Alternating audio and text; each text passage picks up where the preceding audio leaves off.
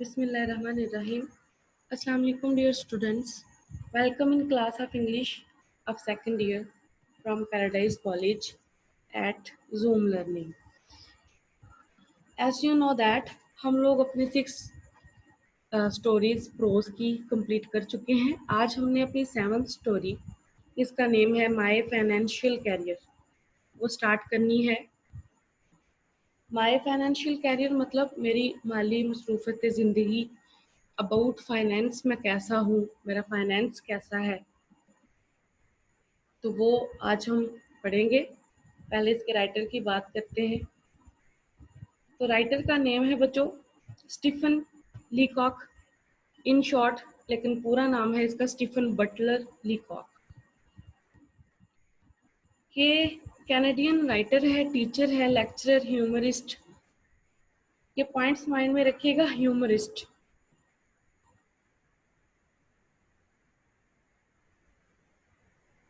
इसका जो story right करने का जो स्टाइल है बच्चों वो ह्यूमरिस्ट है. हमारी ये जो स्टोरी है माय फाइनेंशियल कैरियर, ये भी बेस करती है ह्यूमर पे.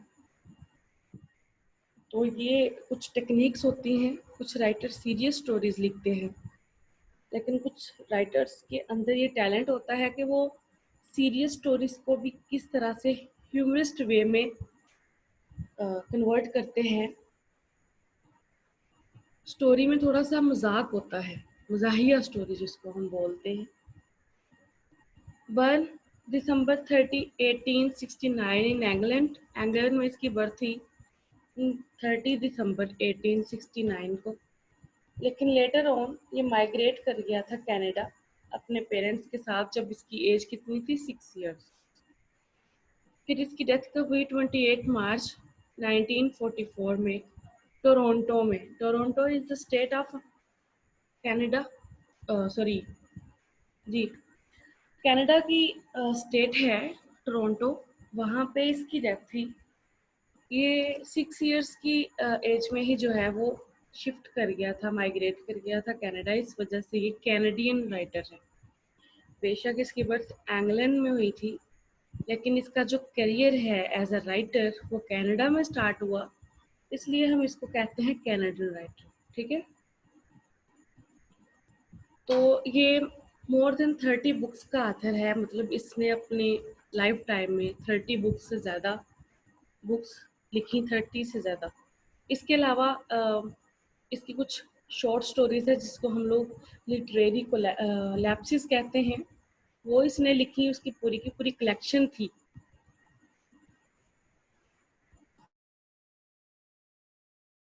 बच्चों अवार्डेड अ पीएचडी 1903 में इसने पीएचडी कंप्लीट की अपनी. फिर ये हेड बन गया उस इंस्टीट्यूट में जहाँ पे ये लेक्चरर था, टीचर था, वहाँ पे हेड बन गया department of economics and political science. Economics और पॉलिटिकल साइंस के डिपार्टमेंट का ये हेड बन गया. ये मोस्टली अपने ह्यूमरस वर्क के लिए ही फेमस है. इसकी जितनी भी स्टोरीज हैं उसमें बेसिकली हम लोग क्या देखते हैं, इसका जो वे ऑफ राइटिंग है बच्चों वो थोड़ा मजाहिया है. इस वजह से इसी ह्यूमरस वे की वजह से जो है ना ये फेमस है, मतलब ये ह्यूमरस वे ही इसकी पहचान है. फिर इसका जो ह्यूमर है वो बेस करता है बच्चों सोशल फाइबल्स पे. ठीक है. फिर gap between appearance and reality in human conduct. इसका क्या मतलब है, ये सोसाइटी के नॉर्म्स, एथिक्स, कंडक्ट जो हैं, सोसाइटी कैसे काम करती है.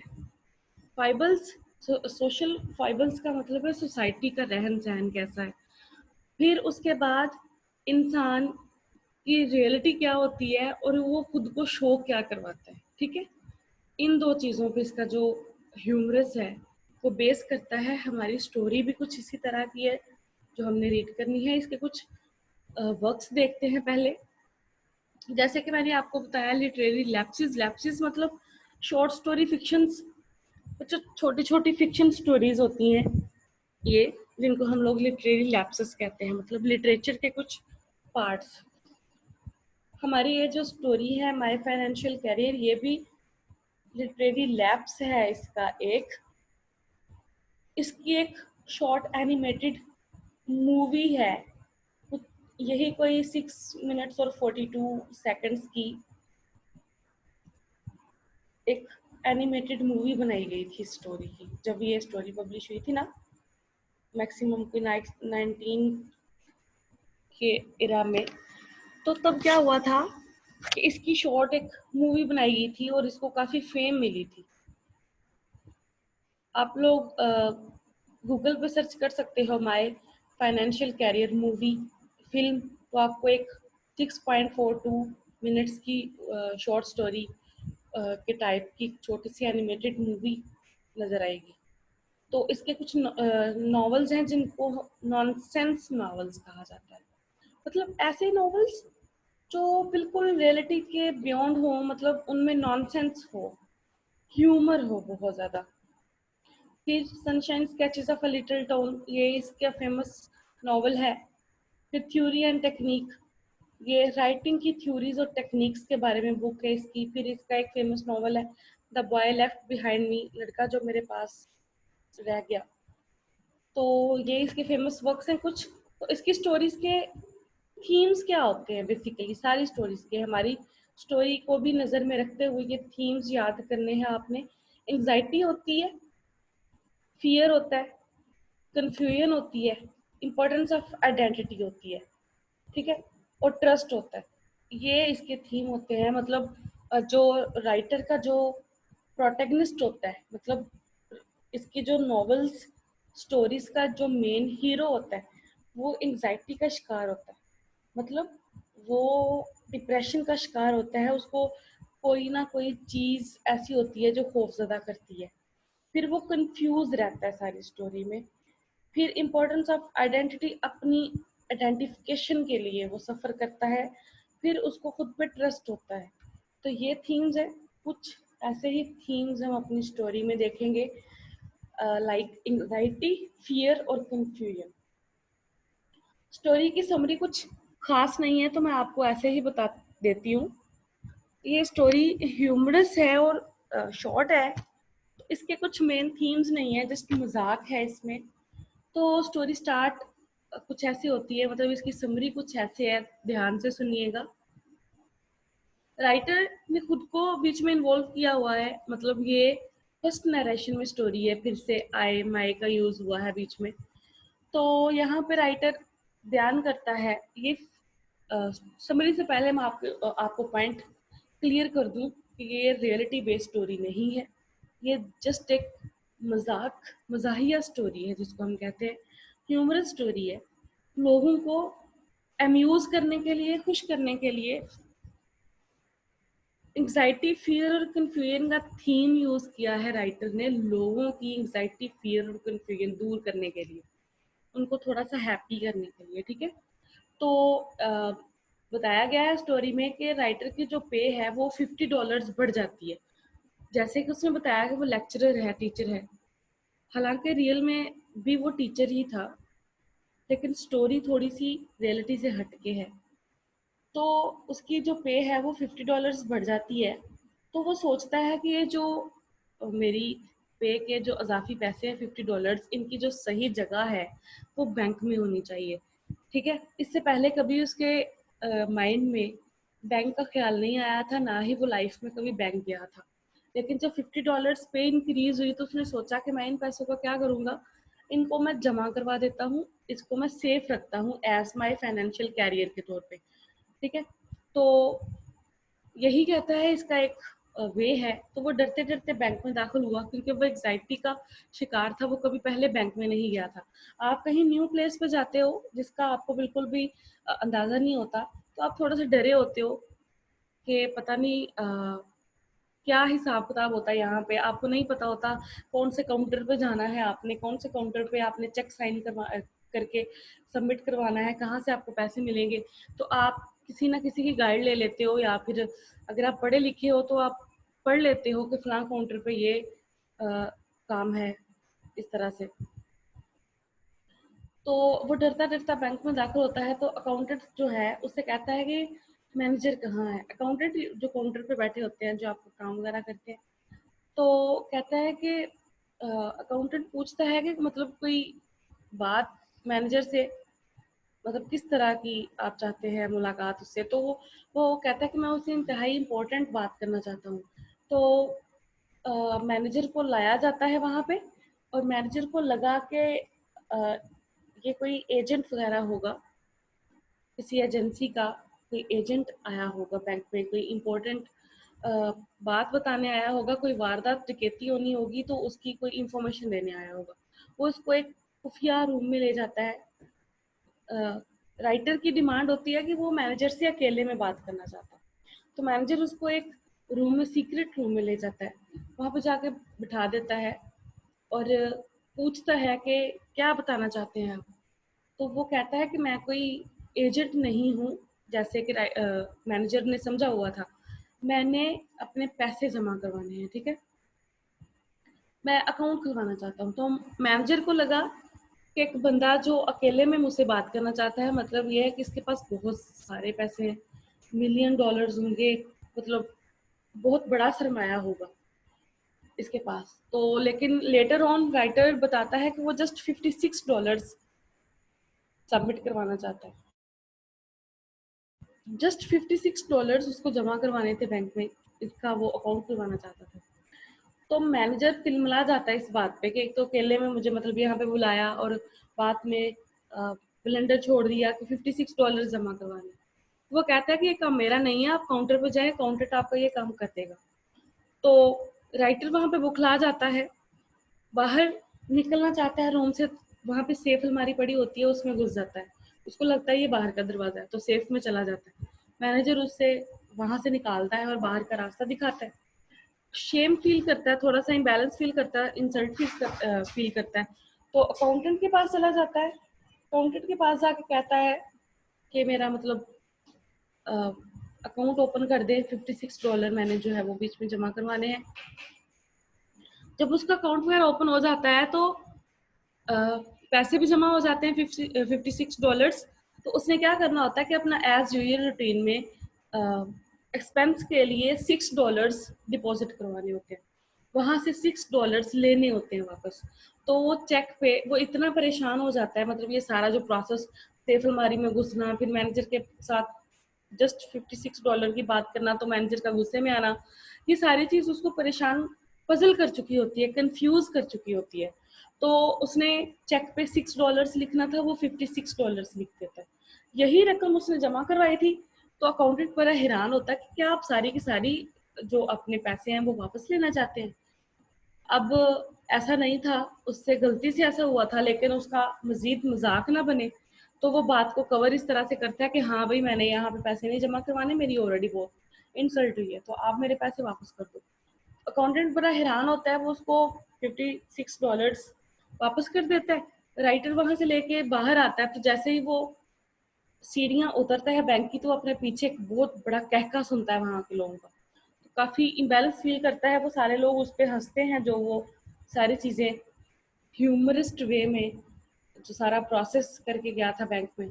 फिर इसके बाद उसने सोचा कि आइंदा वो कभी बैंक में नहीं जाएगा, तो अपने वो जो पैसे थे, सेविंग थी, वो अपने फिर कहाँ पे रखता है, सॉक्स में, जराबों में, अपनी सॉक्स में बांध के फिर उनको रखता है। तो ये थी स्टोरी की समरी। अब हम स्टोरी की तरफ चलते हैं, फर्स्ट पेज की ट्रांसलेशन करेंगे।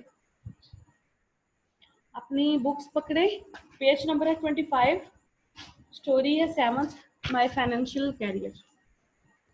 स्टार्ट करते हैं स्टोरी को। Pick up your books.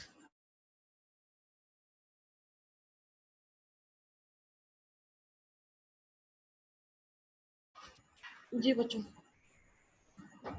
कहता है when I go into a bank, जब मैं बैंक में गया, आई गेट, या जाता हूँ, आई गेट रैटल्ड, मैं बुखला जाता हूँ।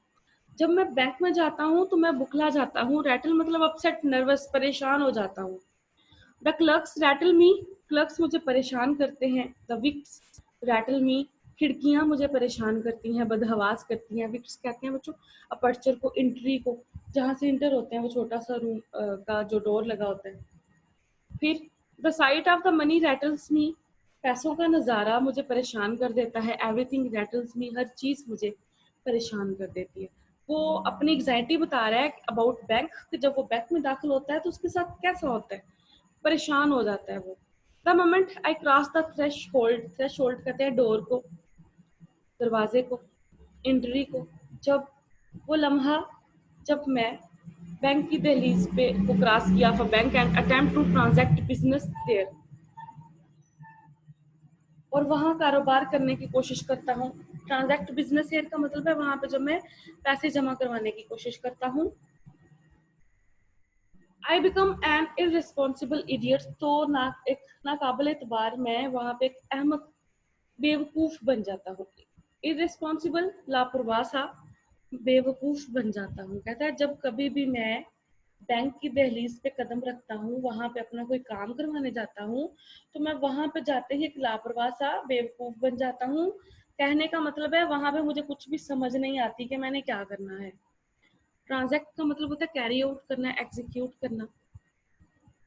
तो उसके साथ ये मसला पेश आता है जब कभी वो बैंक में जाता है। फिर कहता है I knew this beforehand, ये मैं पहले से ही जानता होता हूँ। But my salary had been raised to $50। कहता है मैं पहले से जानता था कि मैं जब बैंक में जाता हूँ तो मेरे साथ ऐसा वाक़या पेश आता है, लेकिन हुआ यूं कि मेरी जो तनख्वाह है वो बढ़ गई टू $50 अ मंथ, एक महीने की $50 जो है मेरी तनख्वाह बढ़ गई। And I felt that the bank was the only place for it, और मैंने सोचा कि इसकी जो सही जगह है वो कहाँ पे है, बैंक में है। सो आई शैम्बल्ड, तो कहता है कि मैं अजीब सी चाल से वहां पे चलता हूँ, शैम्बल शफल वैडल, लड़खड़ा के, इन एंड लुक्ड टिमिडली, और मैं डरते डरते राउंड एट द क्लर्क्स, इर्द गिर्द क्लर्कों की तरफ देखता हूँ, या मैंने देखा। कहता है कि मैं जब वहां पे गया, सो अशैम्बल्ड, मैं वहां पे लड़खड़ाते हुए जब दाखिल हुआ तो मैंने इधर उधर क्लर्कों को देखा तो मैं परेशान हो गया। आई हैव एन आइडिया, मेरे दिमाग में ख्याल आया, that a person about to open an account must consult the manager. मेरे दिमाग में ख्याल आया कि जिस बंदे को अकाउंट ओपन करवाना हो, अकाउंट खुलवाना हो, उसको मैनेजर के साथ मशवरा जरूर कर लेना चाहिए। ठीक है। टिमिडली का मतलब है nervously. I went up to a wicket marked accountant. कहता मैं खिड़की पे गया जहाँ पे लिखा हुआ था अकाउंटेंट, काउंटर पे। The accountant was a tall, जो अकाउंटेंट था वहाँ का वो लंबा, कूल डेविल, एक रूखा बद मजाज, डेविल का मतलब है ब्रूट, सैवेज, जालम तरीके का इंसान था, बद मजाज सा इंसान था। The very sight of him rattled me, जब मैंने उसको देखा या उसको देख कर ही मैं परेशान हो गया। माई वॉइस वॉज सेपल्क्रल, मेरी जो आवाज़ थी वो गमनाक थी, गमजदा थी। फनरल सौंबर, मतलब गम से भरी हुई थी, दुख से भरी हुई थी, दुखी थी, मेरी आवाज़ दुखी थी। कहता जब मैं अकाउंटेंट को देखा मैं तभी ही परेशान हो गया, क्योंकि वो बड़ा बदमिजाज सा इंसान था, और मैं जब उससे बात की तो मेरी आवाज़ में एक दुख था। Can I see the manager, I said, मैंने कहा क्या मैं मैनेजर से मिल सकता हूँ। एंड एडेड सॉलेमली, अलोन, और मैंने बड़ी संजीदगी से साथ में कहा, अकेले में। I don't know why I said alone, मुझे नहीं पता मैंने क्यों कहा अकेले में। वो इतना कंफ्यूज हो चुका था कि ठीक है अगर वो कहता कि मैंने मैनेजर से मिलना है, साथ ही उसने कह दिया अकेले में। कहता मैंने बड़ी संजीदगी से कहा अकेले में, मुझे नहीं पता मैंने ऐसा क्यों कहा, लेकिन मैंने कह दिया। सर्टेनली, यकीनन, said the accountant, अकाउंटेंट ने कहा हाँ जी यकीनी तौर पे। एंड फेच्ड हिम, और उसको ले आया। फेच, आपने वर्ड पढ़ा होगा टेक लेके आना, ब्रिंग भी लेके आना और फेच भी लेके आना। अब इनमें डिफरेंस देखते हैं। स्क्रीन की तरफ देखें। देखिए बच्चों यहाँ पे 3 वर्ड्स हैं, इनका हम डिफरेंस देखेंगे इसके यूज में। टेक जो होता है इसका मतलब है एक जगह से दूसरी जगह पे कोई चीज लेके जाना। Are you taking an umbrella, क्या आप छतरी लेके जा रहे हो। She will take the kids to school today, वो आज बच्चों को स्कूल लेके जा रही है। I will take the book to the library today, आज मैं लाइब्रेरी से बुक लूंगा। तो मूवमेंट जो है वो पिक्चर में आपको शो हो रही होगी कि हेयर से देयर इसकी मूवमेंट होती है, यहाँ से वहां। ब्रिंग का मतलब होता है वहां से यहाँ लेके आना। कोई चीज आपसे थोड़े डिस्टेंस में पड़ी है तो उसको वहां से लेना। Can you bring the shopping when you come back? The postman has brought some letters today. Postman जो है आज कुछ खत लेके आया। She always brings good news. वो हमेशा अच्छी खबर लाती है। तो ये डिफरेंस है। टेक का मतलब है यहाँ से कोई चीज थोड़े डिस्टेंस पे लेके जाना, और ब्रिंग का मतलब है थोड़े डिस्टेंस से कोई चीज अपने पास लेके आना। फेच का मतलब है कहीं जाना, वहां से कोई चीज लेके वापस अपनी पोजीशन पे आना। मूवमेंट आप चेक कर सकते हैं। Go fetch the door as soon as possible. दरवाजा, फेच द डोर यहाँ का मतलब यहाँ पे मतलब है उसको बंद करके वापस अपनी जगह पे लौटना। Please fetch a glass of water. पानी का एक ग्लास लेके आओ। पहले किचन में जाओ, वहां से पानी का ग्लास भरो, फिर वो ग्लास जो है वापस उस पोजीशन पे लेके आओ जहां से आपको ऑर्डर हुआ है। I spend the whole day fetching and carrying. Fetching carrying चीजें लाना छोड़ना। तो टेक का मतलब है कि पोजीशन से थोड़ा डिस्टेंस पे चीज को लेके जाना। ब्रिंग का मतलब है डिस्टेंस से कोई चीज अपनी पोजीशन पे लेके आना। फैच का मतलब है अपनी पोजीशन से दूसरे पोजीशन पे जाना, वहां से कोई चीज लेके वापस आना। अकाउंटेंट गया मैनेजर के ऑफिस से, मैनेजर को फेच किया मतलब साथ लिया, और वो वापस वहां पे आया जहां से उसको ऑर्डर हुआ था कि मैनेजर को लेके आओ, मतलब अपने काउंटर पे वो वापस आया। तो इसको हम कहते हैं फेच। दोबारा बुक की तरफ आए। The manager was a grave. Grave कहते हैं संजीदा को, सीरियस को। तो मैनेजर एक संजीदा आदमी था, काम खामोश खामोश रहने वाला। मैन इंसान, आदमी। मैनेजर एक संजीदा खामोश तब्बा आदमी था। I held my $56 clutched in a crumpled ball in my pocket. I held मैंने रखे हुए थे अपने $56 क्लच्ड लपेट के उनको। कहाँ पे? क्रम्पल। क्रम्पल का मतलब है मरोड़ के, क्रम्पल्ड करके, मैंगल्ड करके, जिसको हम बच्चों बाल की शक्ल में अपनी जेब में रखे हुए थे। आप कह लें कि उसको बिल्कुल ही उसने तय करके, मतलब एक लंबी शेप दी हुई थी। बॉल लपेट के जो है, आप जैसे हम कहते हैं गुथली में वैसे रखे हों, तो उसको हम तोड़ मरोड़ के छोटे साइज में, कुछ लेंथ में या कुछ गोल में, तो यहाँ पे बॉल साइज में, गेंद की तरह, मतलब आप कह लें। पैसों को तोड़ मरोड़ के मैंने अपनी जेब में रखा हुआ था। कहता आर यू द मैनेजर? क्या आप मैनेजर हैं? आई सेड, मैंने कहा। God knows I didn't doubt it. Allah जानता है, हालांकि मुझे शक नहीं था। जाहिर है वो बंदा अकाउंटेंट जो है वो मैनेजर को लेके आया है, तो वो मैनेजर ही होगा। कहता मुझे पता है कि मुझे कोई शक नहीं था, फिर भी मैंने पूछा क्या आप ही मैनेजर हैं? यस ही सेड, उसने कहा जी हाँ। Can I see you? यहाँ पे कैन आई सी यू का मतलब है क्या आपसे मिल सकता हूँ? आई आस्क्ड अलोन, अकेले में? इसने दोबारा से वही कहा, अकेले में। आई डिडंट वांट टू से अलोन अगेन, मैं दोबारा से ये वर्ड तन्हा नहीं कहना चाहता था, but without it the thing seemed self evident. लेकिन इसके बगैर चीज बिल्कुल वाजिया दिखाई दे रही थी, मेरी बात बिल्कुल वाजिया दिखाई दे रही थी। कहने का मतलब है कि वो डरा हुआ था ना, तो अकेले में मिलके बताना चाहता था कि मैं पैसे जमा करवाना चाहता हूँ, अकाउंट खुलवाना चाहता हूँ। कहता लेकिन इसके बावजूद अगर मैं अकेला वर्ड ना भी यूज करता, मेरी बात फिर भी वाजिया थी कि मैं अकाउंट ही खुलवाना चाहता था। The manager looked at me in some alarm. Manager ने, अलार्म का मतलब है एप्रीहेंशन, एग्जाइटी।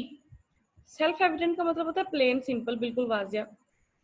तो कहता है कि एक उसने मुझे थोड़ी सी फिक्र के साथ, थोड़ी सी परेशानी के साथ मेरी तरफ देखा। He felt that I had an awful secret to reveal. उसको लगा कि मेरे पास एक खौफनाक अहम राज है जो मैं जाहिर करूंगा। ऑफुल का मतलब है टेरिबल, डायर। तो कम इन हियर, यहाँ आ जाए, ही सेड, उसने कहा, and led the way to a private room. और लेट द वे का मतलब है गाइड, कंडक्ट करना, और वो मुझे एक प्राइवेट रूम में एक मतलब खुफिया रूम में, कमरे में ले गया। ही turn the key in the lock, उसने चाबी घुमाई लॉक में। कहता we are safe from interruption here, यहाँ पे हम मुदाखलत से महफूज हैं। ही सेड सिट डाउन, बैठ जाएं। वी बोथ, अब ये बोथ वर्ड अंडरलाइन करना, मैं पहले ये ट्रांसलेशन कंप्लीट करवा लूँ फिर ग्रामर की तरफ चलते हैं। Sat down and looked at each other word को भी अंडरलाइन करना जरा। हम दोनों बैठ गए और एक दूसरे की तरफ देखने लगे। I found no voice to speak, मेरे पास, मेरे अंदर बोलने की ताकत ना रही। मतलब ये इतना सीरियस हो गया हुआ था।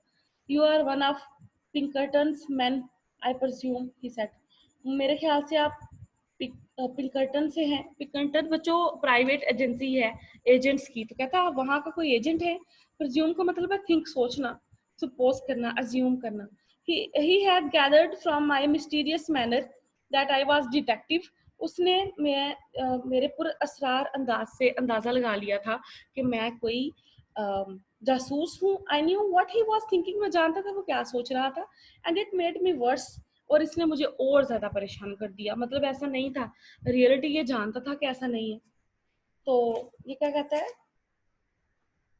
no not from Pinkertons, I said, seeming to imply that I came from a rival agency, नहीं मैं पिंकर्टन के जासूसों में से नहीं। कहता है कि मेरा इस तरह से बात करना ऐसे लग रहा था जैसे मैं हरीफ एजेंसी से हूँ। राइवल, हरीफ एजेंसी को बोलते हैं, मतलब एन अदर एजेंसी, कोई लोकल एजेंसी नहीं, कोई अच्छी वाली एजेंसी से, वहां से आया हूँ। तो वो और ज्यादा डर गया होगा। तो ये हमारा फर्स्ट पेज ट्रांसलेशन का एंड हो गया है। अब हम देखते हैं, मैंने आपको यहाँ पे ईच और बोथ, ईच अदर, इस तरह के वर्ड पढ़ाए। ईच अदर तो रेसिप्रोकल प्रोनाउन है, वो मैं इसके इंडेफिनेट प्रोनाउंस के बाद में आपको बताऊंगी। पहले हम इंडेफिनेट प्रोनाउंस देखते हैं। Another, everybody, no one, anybody, everyone. ये ऐसे आपको पता होगा डेफिनेट और इंडेफिनेट प्रोनाउंस के बीच में जो डिफरेंस है। इंडेफिनेट प्रोनाउंस ऐसे प्रोनाउंस को कहते हैं जो किसी स्पेसिफिक एक चीज की तरफ इशारा नहीं करते, तो उसको हम इंडेफिनेट कहते हैं। डेफिनेट वो ऐसे प्रोनाउंस होते हैं जो स्पेसिफिक किसी एक चीज की तरफ ही इशारा करते हैं। तो इंडेफिनेट में क्या आ जाता है, लाइक अनदर है, एवरीबॉडी है, नो वन, तो ये किसी एक चीज की तरफ इशारा नहीं करते हैं। नो वन में कोई भी हो सकता है, एवरीबॉडी कोई भी हो सकता है, अनदर दूसरा कोई भी शख्स, एनीवन 5-6 बंदे हैं उनमें से कोई भी एनीवन, एवरीथिंग हर चीज, वन कोई सी भी one, anything much, somebody, each, neither, some, either, nobody, something। तो प्लूरल में बहुत, फ्यू, मैनी, अदर्स, सेवरल, ये सारे क्या है, इंडेफिनेट प्रोनाउंस है। इसकी कुछ एग्जांपल्स देखते हैं हम। इट्स हार्ड टू से समबॉडी इट्स गुड, अब टाइम शॉर्ट है, मैं सारी रीड आउट नहीं कर सकती, कुछ देख लें। She needs to find somewhere to live, somewhere कहीं भी। We shouldn't slight anybody even if he is a nobody, तो हम किसी को मतलब हकीर नहीं समझना चाहिए, बेशक कोई कुछ भी ना हो। एनीबॉडी यहाँ पे कोई भी शख्स, एनीवेयर कोई भी जगह, नो वन कोई भी नहीं। तो ये कुछ एग्जांपल्स हैं, ये देख लें, इसको आप भी कर लें। ये क्या करते हैं, अनस्पेसिफिक चीजों को शो करते हैं, ठीक है, ये प्लूरल में भी और सिंगुलर में भी। फिर ये इंडिकेट करते हैं इंटायर नाउन को और सम ऑफ द नाउन और नाउन ऑफ द नाउन, जो नाउन्स वहां पे बताए जाते हैं उनके प्रोनाउंस को, या कुछ स्पेसिफिक नाउन्स नहीं होते उनको। फिर used when we went to refer the group of nouns without actually specifying who or how much, मतलब वही है कि ऐसी चीजें जो अनस्पेसिफिक हूँ, जो किसी ग्रुप वगैरह में हूँ, तो उसमें से हम किसी को एनीवन, लाइक 25 पर्सन्स में से कोई भी एनीवन, उनमें से कोई भी एनीबॉडी, या फिर नो बॉडी कोई भी नहीं। तो इस तरह से समवन, समवन कोई शख्स, अब ये नहीं पता कौन सा, ठीक है ना, वो डेफिनेट नहीं है, शो नहीं होता। उसके बाद हम पढ़ते हैं रेसिप्रोकल प्रोनाउंस, ईच अदर और another, one another. ये ऐसे रेसिप्रोकल प्रोनाउंस ऐसे प्रोनाउंस को कहते हैं बच्चों जो कनेक्शन को शो करते हैं, ठीक है। तो ये दो तरह के होते हैं, ईच अदर मतलब दो इंसानों के बीच में, वन एन अदर एक दूसरे के साथ। तो यहाँ पे हम यूज करते हैं टू और मोर पीपल्स के लिए। तो ट्रेडिशनली ईच अदर जो है वो टू पीपल को शो करता है कि कोई कनेक्शन हो, कोई झगड़ा वगैरह या फिर कोई भी बात हो वो दो पर्सन के बीच में हो, तो उसको हम कहते हैं ईच अदर, ठीक है। तो अगर मोर देन टू पीपल हो तो हम फिर उस मैटर को कहते हैं कि ये मैटर किनके बीच में, between between one and other, एक दूसरे के बीच में। लेकिन लेटर ऑन ये डिस्टिंक्शन जो है, ये जो डिफरेंस है, ये मॉडर्न इंग्लिश से गायब हो गया है। अब लोग ईच अदर दोनों के लिए यूज कर लेते हैं, टू और मोर पीपल के लिए, और वन अनदर भी टू पीपल के लिए यूज कर लेते हैं। तो अब ज्यादातर ये डिफरेंस नहीं है, लेकिन मेन डिफरेंस यही है, ईच अदर टू पीपल के लिए और one another more than two people के लिए। ठीक है, तो आप नीचे एग्जाम्पल देख सकते हैं। यहाँ पे Mary and Jane help one another, तो ये मॉडर्न इंग्लिश के हिसाब से डिस्टिंक्शन नहीं है, लेकिन यहाँ पे ईच अदर आ जाए तो ज़्यादा बेस्ट है। We sent each other holiday cards, तो एक दूसरे को कार्ड भेजते हैं। They didn't listen to one another, वो एक दूसरे की बात नहीं सुनते। तो ये मोर देन टू पीपल और टू पीपल के लिए यूज होते हैं रेसिप्रोकल प्रोनाउंस। नेक्स्ट देखते हैं अपने idioms. Burn the midnight oil, सख्त मेहनत करना। He burn the midnight oil and got first position, उसने दिन रात सख्त मेहनत की और पहली पोजीशन हासिल की। Build castles in the air, हवाई किले तमीर करना। जस्ट बातें करना, काम ना करना। Be reasonable, it is useless to build castles in the air, कहता है कोई जुम्मेदार बनो, सिर्फ हवा में किले तमीर करने से कुछ नहीं होता। ब्रोकन रीड, गैर यकीनी सहारा। Beware of him, he is a broken reed. गैर यकीनी सहारे का मतलब है जो कभी भी छोड़ जाए, तो उससे बचो, वो एक गैर यकीनी सहारा है। ब्रेक द आइस, स्कूप तोड़ना मतलब खामोशी को तोड़ना। Maria broke the ice and we started conversation, Maria ने खामोशी को तोड़ा और हम बातें करना शुरू हो गए। ब्लो हॉट एंड कोल्ड का मतलब है जज्बाती होना। Some people always blow hot and cold and suffer as a result, कुछ लोग कुछ मौकों पे जज्बाती हो जाते हैं, जिसकी वजह से वो सफर करते हैं, उनको फिर भुगतना पड़ता है। तो बच्चों, ये था हमारा आज का लेक्चर, इडियम्स। इससे पहले क्या था, राइटर की बायोग्राफी, समरी और फर्स्ट पेज की ट्रांसलेशन। ठीक है।